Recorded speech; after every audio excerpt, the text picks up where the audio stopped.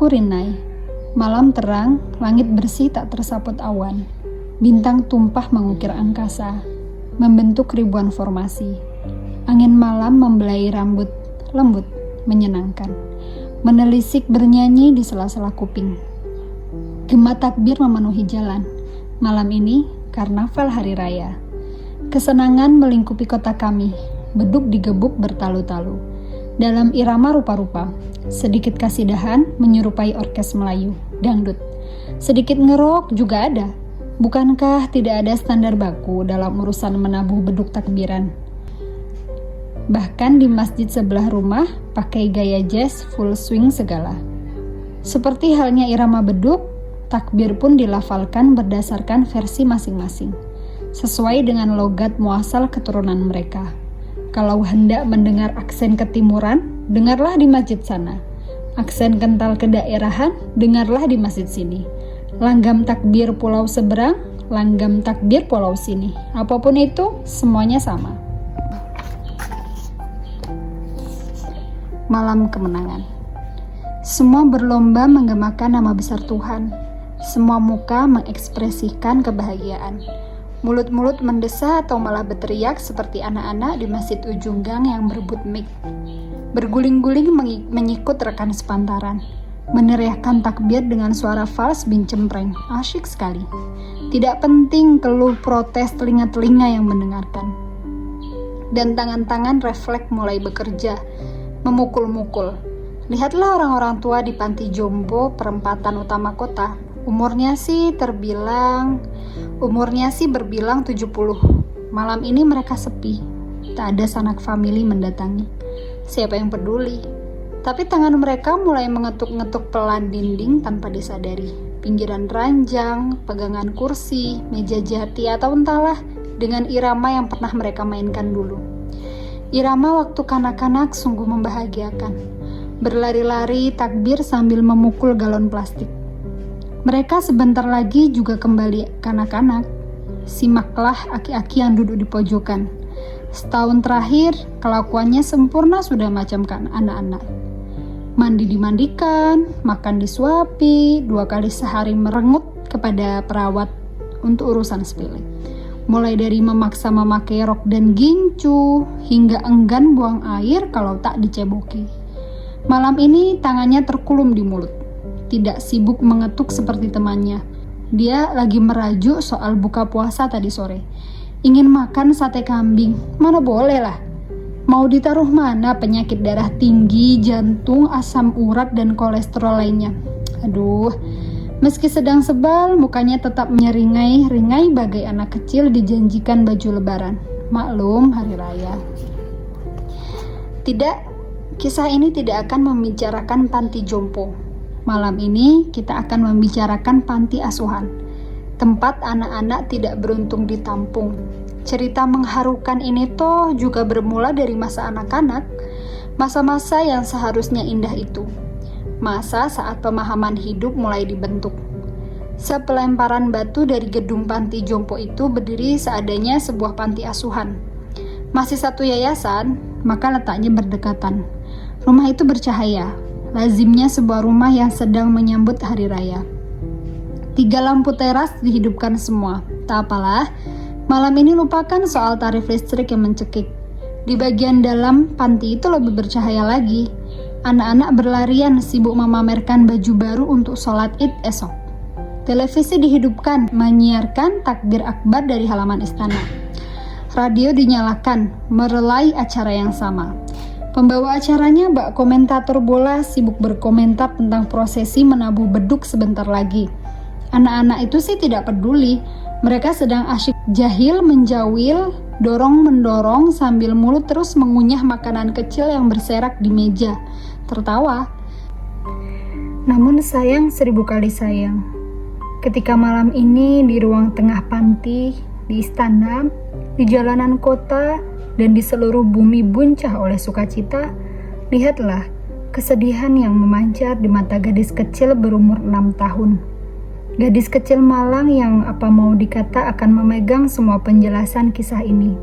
Namanya Rinai. Ia sedang memeluk boneka beruang madu berwarna biru. duduk di ayunan tua yang terbuat dari ban raksasa mobil Fuso, berayun-ayun di bawah jambu klutuk halaman depan panti. Maju mundur, terhenti. Maju mundur, berderit. Ayunan itu amat berisik, mengingat 6 bulan engselnya lupa diminyaki. Gadis kecil itu menatap kosong keramaian di hadapannya. Mata hijaunya redup menyimak orang-orang yang berlalu lalang. Mobil-mobil bak terbuka yang syarat penumpang. Rombongan demi rombongan karnaval, jalanan yang sibuk. Rinai mendesah ke langit-langit malam. Gadis kecil itu sedang sedih. Ia tak tahu apa itu hari raya. Ia tidak mengerti ketika teman-temannya ramai bercerita tentang makan besar besok. Ramai berceloteh soal hadiah-hadiah yang banyak terkirimkan ke panti mereka seminggu terakhir. Berebut, bertengkar. Rinai justru sedih karena tidak paham apa itu hari raya. Rinai rindu ayah bundanya, itulah yang Rinai paham. Tapi bagaimanalah ia akan bertemu dengan ayah bunda jika gadis kecil berkepang dua itu bahkan sejak lahir tidak pernah mengenalnya. Tiada foto walau sehelai yang menyimpan kenangan wajah. Jangankan wajah, suara pun Rinai tak pernah mendengar. Urusan ini menjadi berbeda karena gadis kecil itu sungguh berbeda dengan rekan-rekannya yang bercengkrama di ruang depan panti. Rinai cerdas, teramat malah. Di tengah ketidakmengertian ini, lihatlah, Rinai justru selalu sibuk bertanya. Bertanya tentang banyak hal. Gadis kecil itu sekarang menatap langit.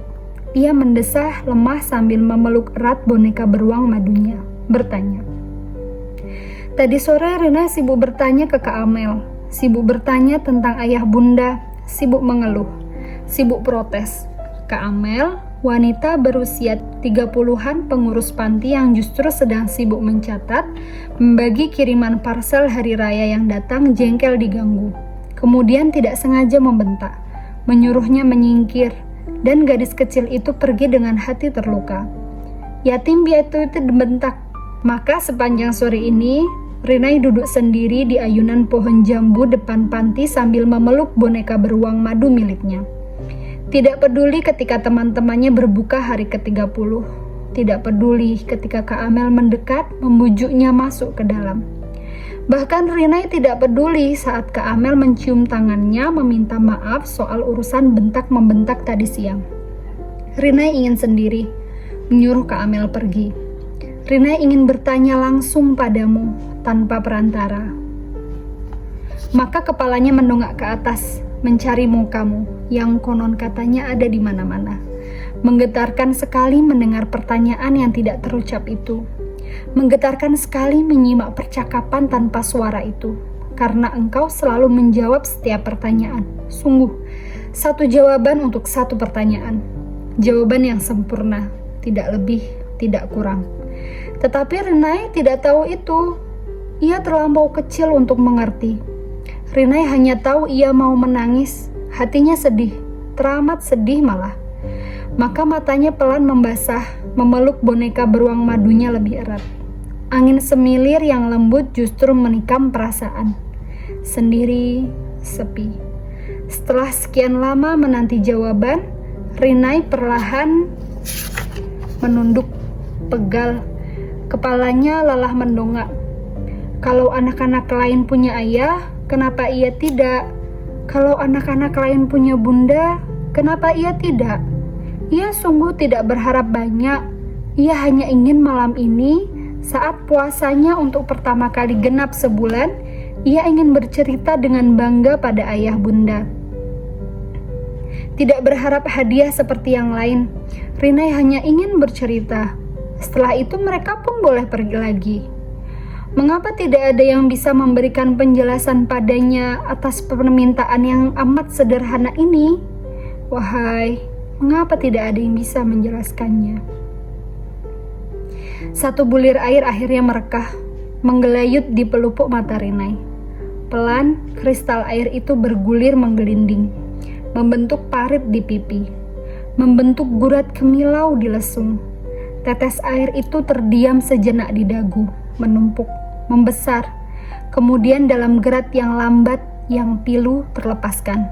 Perlahan. Deras menghujam tanah di bawah kakinya. Mengapa ya Tuhan? Mengapa? Dan sempurna. Saat bulir pertama air mata Rinai jatuh, seketika petir menyambar terang menyilaukan. Disusul guntur, menggelegar, mengaduk-ngaduk perasaan. Sempurna ketika air mata itu meresap di atas tanahmu. Langit entah dari mana datangnya sontak terkepung oleh awan hitam pekat. Bagai ada yang amat jahil menuangkan tinta hitam ke dalam beningnya kolam. Gelap gulita. Langit indah terusir sudah. Bintang gemintang lenyap tak berbekas. Digantikan angin kencang menderu-deru yang membuat deretan pohon nyiur di pantai meliuk-liuk. Semuanya amat mendadak, datang begitu saja. Dan sekejap, hujan turun dengan lebatnya, membasuh kota kami. Karnaval di jalanan rusuh, bubar. Orang-orang pontang-panting berlarian berlindung.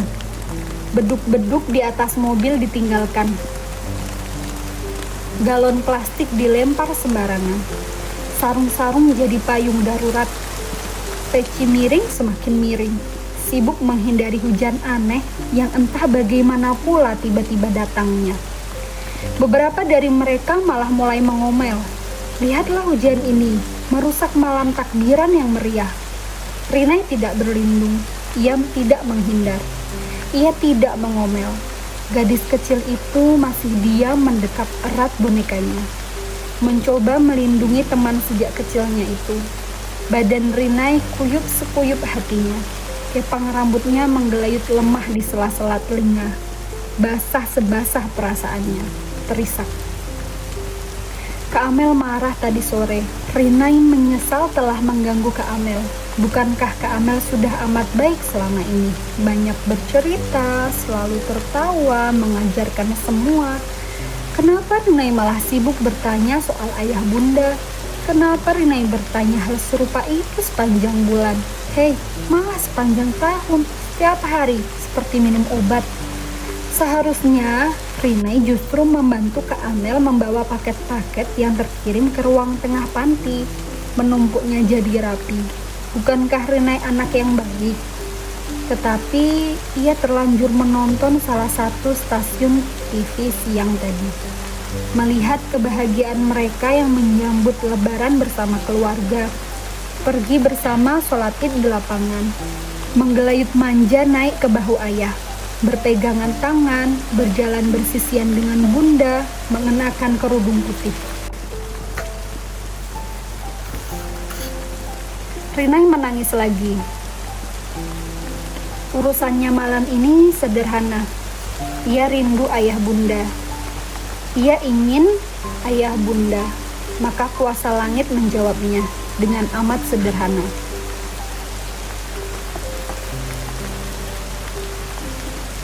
Karena ketahuilah, malam itu dan juga sepanjang tahun ini, kota kami selalu turun hujan lebat.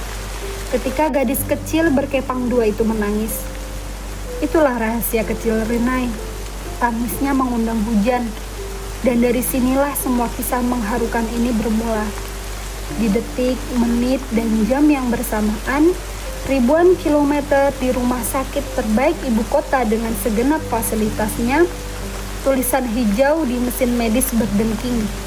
Suster yang setengah terkantuk menunggui tersentak. Buru-buru memeriksa layar hijau yang tergantung di dinding. Berkedip, naik turun, berkedip lagi, naik turun lagi. Bergegas memeriksa puluhan belalai peralatan medis yang menghujam ke tubuh pasien di atas ranjang. Semuanya oke, tidak ada yang salah. Ini justru benar-benar kejutan. Setelah sekian lama menunggu, akhirnya sedikit kabar baik tiba. Suster itu berseru antusias, buru-buru meraih telepon di atas meja. Matanya berbinar-binar, mukanya riang. Segera menghubungi dokter di ruang jaga. Selang beberapa detik, 3 orang dengan seragam putih bersih bergegas mendekat. 3 dokter spesialis terhebat sekaligus paling terkenal di ibu kota. Sejak kapan? Salah satu dokter bertanya. Baru saja, Dia sepertinya membaik, Dok. Bertiga dokter itu memeriksa, mencatat. Orang yang terbaring di ranjang itu umurnya berbilang 60. Rambutnya mulai putih beruban. Gurat wajahnya meski keras dan dingin sekarang terlihat kuyu dan pucat. Tubuhnya meski gempal dan kekar sekarang terlihat kurus dan lemah. Sudah 6 bulan pasien itu dirawat di ruang VIP rumah sakit. Malam ini kebetulan hanya 3 dokter itu yang siap-siap berjaga. Seharusnya ada 6 lagi malah baru akan datang minggu depan dari Swedia dan Perancis. Bukan main, benar-benar tim medis yang hebat. Bagaimana tidak? Semua berkepentingan menyelamatkan nyawa orang tua di atas ranjang. Pria pemilik kongsi bisnis terbesar yang pernah ada. Pria pemilik imperium bisnis yang menggurita. Yang sayangnya sekarang terbaring tak berdaya di belit infus yang banyak selang. Pemilik kongsi bisnis yang sedang sekarat.